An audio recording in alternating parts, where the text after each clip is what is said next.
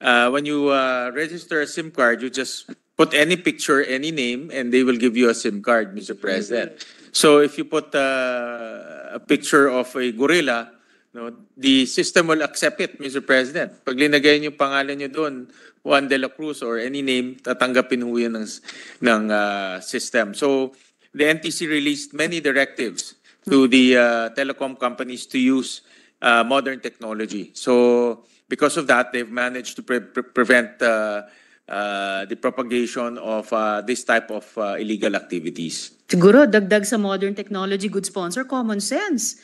Although some of us might look like gorillas, pero medyo pag gorilla mag-apply sa'yo, ma-issuehan ng SIM card, medyo dapat kahit low-tech ka.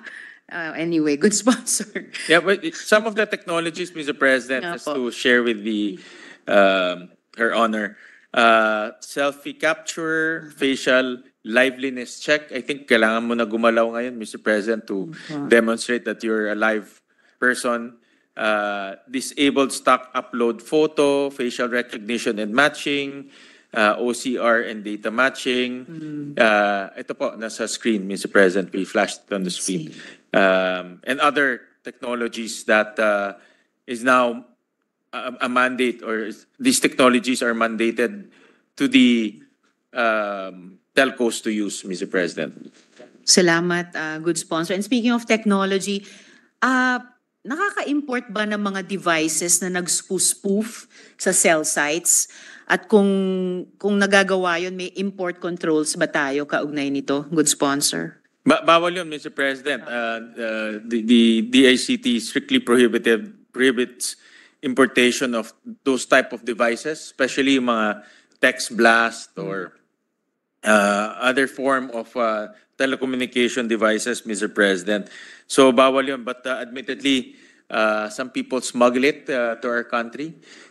In fact, during the height of POGOs, I remember the PNP or NBI apprehended an individual possessing really sophisticated texting equipment or even hacking equipment, Mr. President. And if you remember, Senator Risa, when we inspected one of the POGO sites, we saw also a lot of text blasting machines, Right. a lot of machines with thousands of SIM cards plugged in it. So those are the machines that are being smuggled here in our country. But those are illegal. You cannot use that here in our country. Salamat, good sponsor. Actually, na-anticipate nyo na po yung huling follow-up question ko na how are they able in this way to abuse our ICT system na nag-necessitate tuloy ng ganitong karaming at siguro madadagdagan pang mga gawain ng CICC laban sa ganitong panloloko. So aside from the use of these equipment and technologies, are there other ways that have been identified that these people, these entities have been able to abuse our ICT systems, good sponsor?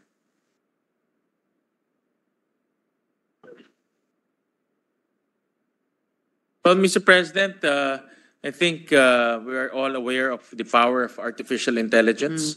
With that also comes with deep fakes, Mr. President, and we've seen that all over the internet lately. And that's also a cause of concern, especially with our elections coming up just around the corner, Mr. President. So the DICT is monitoring this very carefully, and they are also proactively coming up with some information campaign and also mechanisms to help detect this type of technology being abused.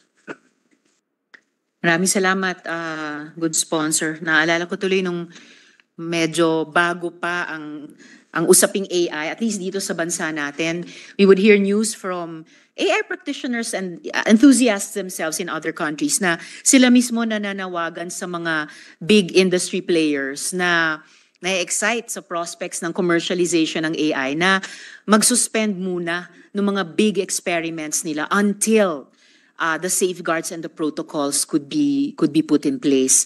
So I'm glad na these also seem to be at the back of the minds or top of mind of the ICT sa iba't ibang konteksto, yung national security nga natin, yung kagustuhan natin na i-bridge yung digital divide para din sa sustainable development at yung mga importanteng political processes that regularly come up and we engage in, kasama na yung mga eleksyon. So maraming salamat po, good sponsor, at sa department, sa secretary, sa DICT family. Salamat po, Mr. President. At wag na hindi, magandang umaga muli. Para hindi na natin paabutin sa magandang tanghali. Good morning, Mr. President. Mr. President, next to interpret is our very, very hardworking Minority Leader, Senator Coco Pimentel. I move that he be recognized, Mr. President. Our Minority Leader, Senator Aquilino Coco Pimentel, is recognized. Thank you, Mr. President. Welcome to the DICT family and thank you to our sponsor. Gusto ko rin, ako rin yung babati sa inyo ng magandang tanghali. Okay? Gusto ko ako yung gagawa. Basta magpakain ka, Mr. President. Of course. No problem. Breakfast and lunch. No problem, Mr. President. Pero actually, dahil ito yung ahensya na merong national master, medyo we will limit our meron kayong national master sa chess, Secretary. Baka hindi mo alam yun na meron kayong magaling na player sa chess dyan. Kaya ililimit natin yung ating interpellation dahil napakahusay maglaro ng chess yan. Chess na lang raw kayo, Mr. President. Correct. Secretary, ganito. We are just worried that some of your flagship programs and projects might turn into money pits. Kasi some of them are confusing to this representation. It might be clear to you, but confusing to me. But siguro, maybe you can give us a short input this morning and then ano na lang siguro more detailed inputs in writing. So for example, meron kang sa DICT infrastructure flagship programs ninyo, meron kayong Philippine Digital Infrastructure Project na ang kanyang short objective is construction of the national broadband network. And it will cost us 16.1 billion pesos. But this is foreign assisted. And then you have a national broadband plan. Ang kanya namang objective is the construction of a nationwide broadband backbone, GAA funded, 35 billion pesos. Ano yun? I mean, hindi ba overlapping na po yun? I mean, can we be helped in understanding these two projects and then pag-isuma total po na? Kasi yung foreign assisted, utang din naman yan eh.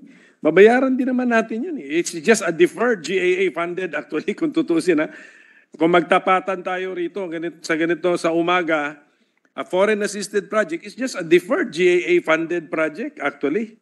So isuma total natin yan eh, 50 billion pesos. What would be the short or brief information coming from the department?